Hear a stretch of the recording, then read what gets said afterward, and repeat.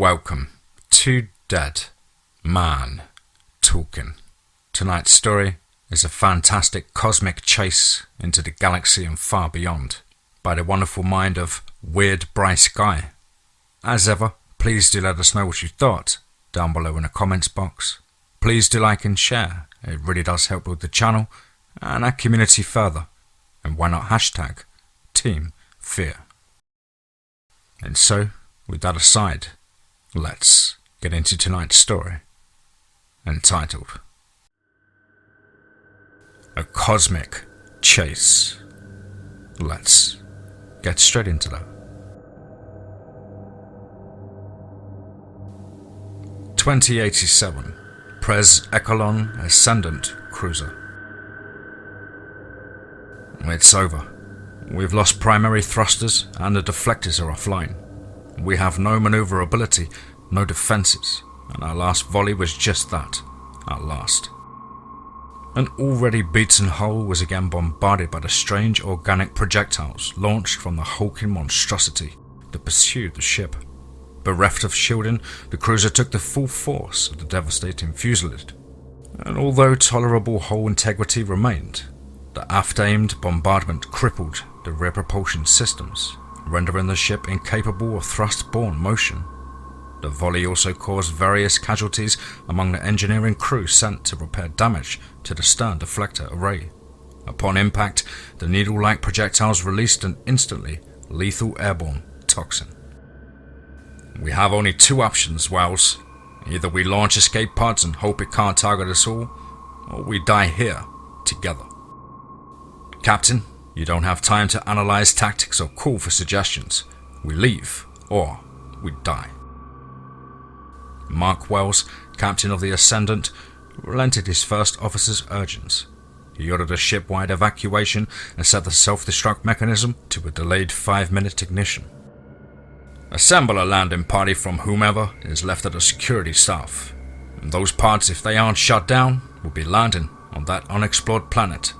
And we may face just as much trouble down there as we have here, if that thing is in any way reflective of the system's ecology. The unidentified superorganism was just 4 kilometers behind them and gaining rapidly. Its entire body was encased with an exoskeleton that was seemingly impervious to any spaceborne armaments issued to Prez-Echelon vessels. An inordinate shell, brilliantly silver, shielded a slightly smaller entity within its impenetrable walls, and from dozens of openings in the topmost portion of the shell came destructive black javelins, each 12 feet in length. Once fired, the deadly spears coursed through space at speeds which easily matched their ship. A single projectile speared through the ship's interior emergency shielding, dispersing the field with a powerful electromagnetic burst. Its volatile siblings followed soon after with the similarly destructive results. 6 had embedded themselves throughout several decks and emitted a debilitating toxic gas, killing dozens of crewmen within seconds. Adam Geller, ship's doctor, hadn't the time to even gather a sample of the toxin before being shuffled along to the emergency department station nearest to his ward.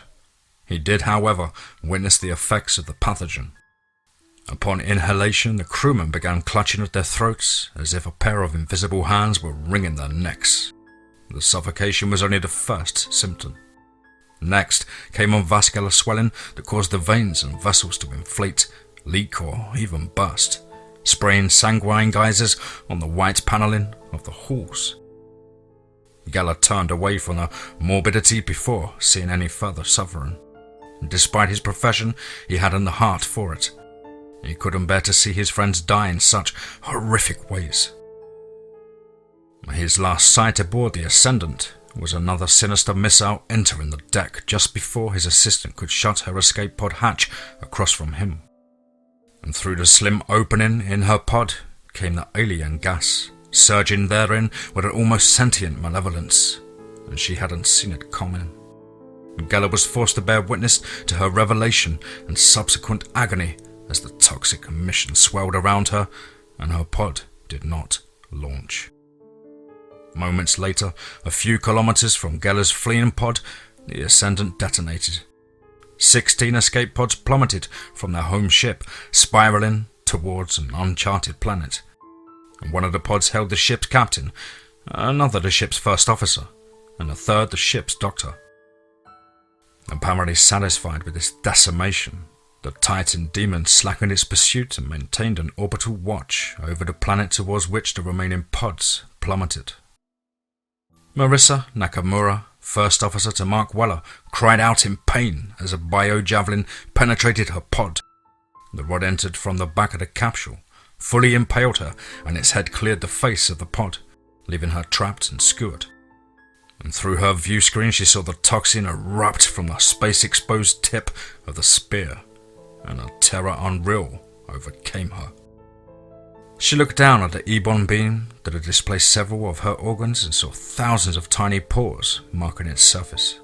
And for some reason the toxin did not emit from these nodules. Although afflicted with a hellish pain, she did silently thank whatever force of nature or divinity that had been looking out for her in that moment.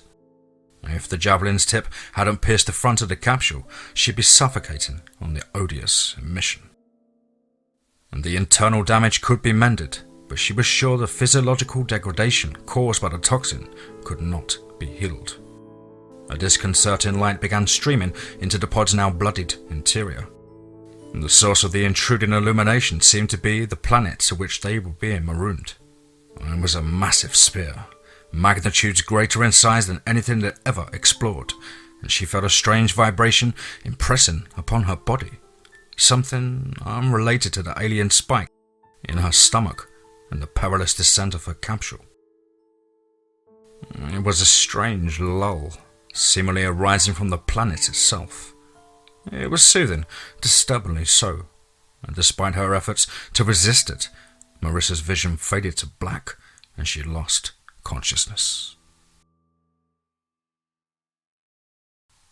Moments later, her pod entered the planet's atmosphere and deployed its landing chute. Marissa awoke in a field amid towering light blue stalks of some plant-like growth which reached skyward. They swayed lightly and left a bioluminescent trail like brushstrokes painting the heavens. And beside her, nestled in the shorter, similarly coloured grass, was her sidearm. She uprighted herself and instinctively winced, just remembering the wound she had sustained during the evacuation, but no pain arrived. Her EVA still showed the exit point of the spear on her stomach, but the wound beneath was tiny, almost fully healed. The sound of stalks being brushed aside alerted her to someone's arrival, and she swiveled around, raising her weapon to fire. But she holstered a gun when she saw who it was. "Well, First Officer, I see you've decided to test the limits of my treatment already." It was Geller. Marissa returned his smile with one of her own, and inquired about the captain and the rest of the crew. Her smile quickly vanished, and her momentary elation dissipated. The doctor's report was a dire one. She had begun retrieving the provisions from her pod when she noticed the discharged javelin. Its surface was dulled to a pale grey, the once bubbling black nodules now flat and inert. And she hefted the spear and found that it wasn't nearly as heavy as she had expected, at least not in its presently innocuous state. It would serve as a decent tool or weapon while on the planet. And together, she and the doctor set off to find the captain, whose nav point marker placed him over 60 kilometers away from their position on the alien world.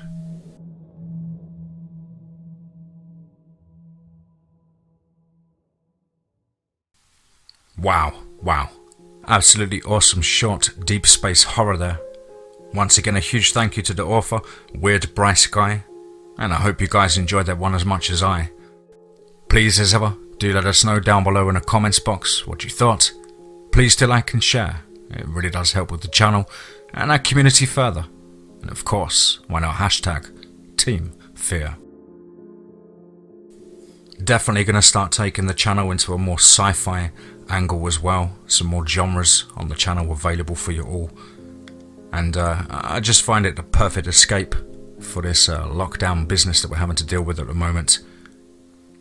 So I hope you guys enjoyed that as much as I. But as ever, remember, Be safe, not sorry.